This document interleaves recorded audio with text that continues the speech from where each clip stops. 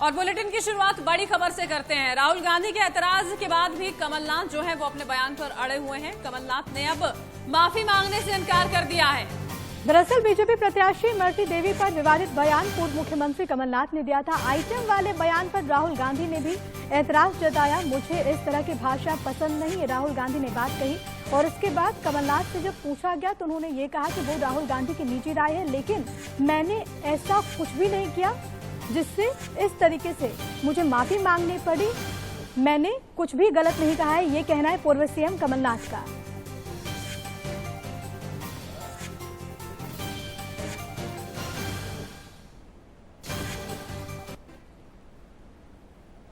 वहीं ग्वालियर की रैली में इमरती देवी के ज्योतिरादित्य सिंधिया के कंधे पर सिर रखकर वो रो पड़ी।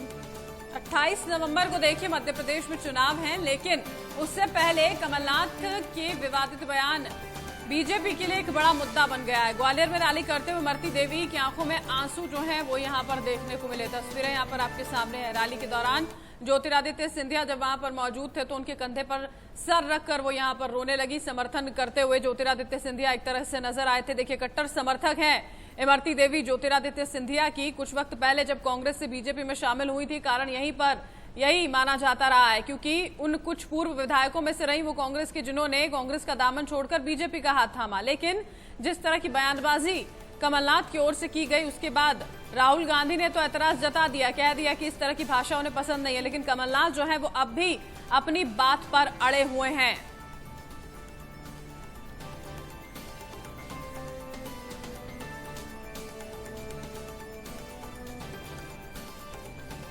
इमरती देवी पर कमलनाथ की अभद्र टिप्पणी का मामला शांत होने का नाम नहीं ले रहा। राहुल गांधी ने भी दो टूक लहजे में महिलाओं के लिए ऐसी भाषा पर आपत्ति जताई है। उधर मामला चुनाव आयोग तक चला गया है और इधर इंदौर में बीजेपी कार्यकर्ताओं ने कमलनाथ और दिग्विजय सिंह पर निशाना साधते हुए प्रदर्शन किया।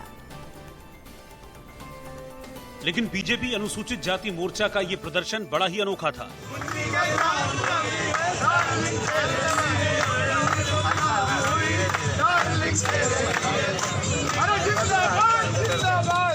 बीजेपी कार्यकर्ताओं ने एक आदमी के चेहरे पर मुखौटा लगाकर उसे कमलनाथ बनाया था, जो फिल्मों के आइटम गाने पर डांस कर रहा था, जबकि दूसरा आदमी जिसके चेहरे पर दिग्विजय सिंह का मुखौटा था वो नोट लूट रहा था।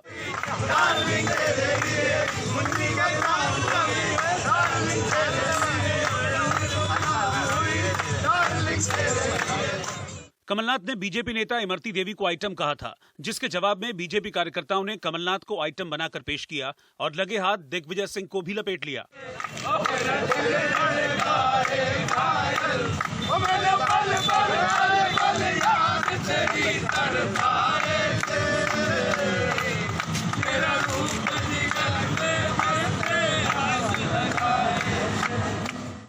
कमलनाथ की इमरती देवी पर टिप्पणी को बीजेपी आसानी से जाने देने के लिए तैयार नहीं है। कुत्ता काटे तो उसको काट नहीं सकते, पर डंडे से तो पीटा जा सकता है। वैसी पद्धति पे जैसा उनने हमारी प्रदेश की मंत्री इमरती देवी जी के लिए इतना गंदा बयान दिया, आज उन्हें आइटम करके कहा, तो मैं उनसे पूछना चाहता हूं कमलनाथ जी, क्या प्रियंका गांधी और सोनिया गांधी क्या है? अगर इमरती देवी को आप आइटम कह रहे हो तो प्रियंका गांधी और सोनिया गांधी क्या है? कमलनाथ के खिलाफ बीजेपी मौन रहकर प्रदर्शन कर चुकी है। इसके बाद कार्यकर्ताओं ने जिस तरह से प्रदर्शन किया उसकी भी मिसाल नहीं मिलेगी।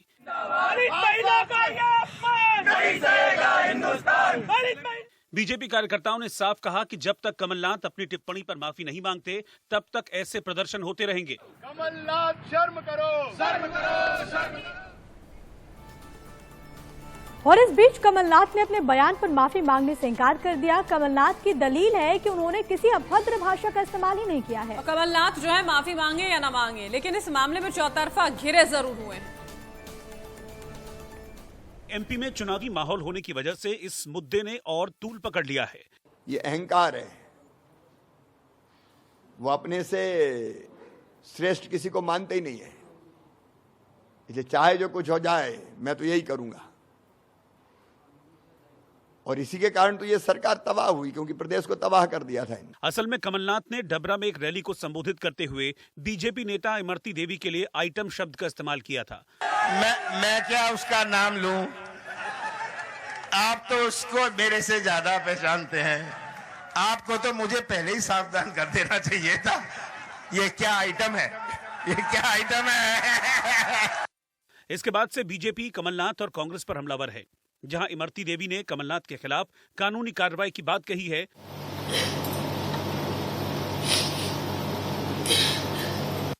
वहीं बीजेपी राष्ट्रीय महिला आयोग के पास पहुंच गई है। बीजेपी महिला मोर्चे की नेताओं ने राष्ट्रीय महिला आयोग की अध्यक्ष से मुलाकात की और कमलनाथ के खिलाफ शिकायत करते हुए कार्रवाई की मांग की।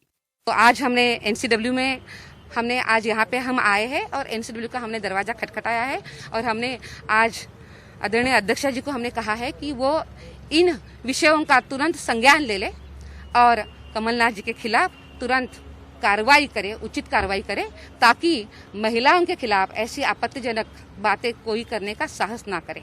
महिला आयोग ने न सिर्फ कमलनाथ से जवाब मांगा है, बल्कि उसने निर्वाचन आयोग को भी चिट्ठी लिखकर कार्रवाई की मांग की है। वहीं निर्वाचन आयोग ने खुद से संज्ञान लेते हुए इस मामले में राज्य निर्वाचन अधिकारी से रिपोर्ट मांगी है।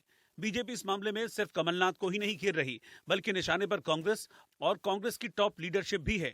बवाल बढ़ने के बाद राहुल गांधी ने डैमेज कंट्रोल की कोशिश की, सीधे और दो टूक लहजे में कमलनाथ की भाषा पर एतराज जताया।